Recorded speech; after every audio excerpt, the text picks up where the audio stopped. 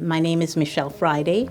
I'm an interventional cardiologist and started with King's Daughters about a few months ago, but I've been in Ashland, Kentucky for over 13 years and have practiced at King's Daughters for most of those years. I think as the oldest of 4 children, I've always been a nurturing person.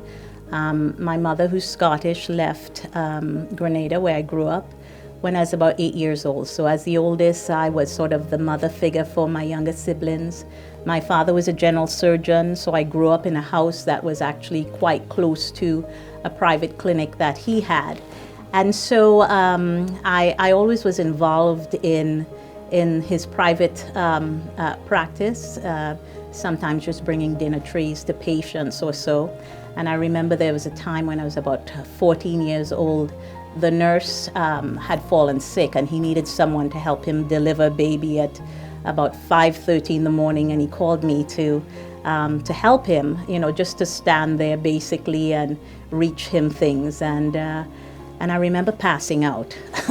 And he knew immediately that I needed to just step out the room because I started sweating. But, it was something that I realized that I enjoyed, being around patients. And I was very interested in the art of just learning to care for patients and the science of just making them feel better.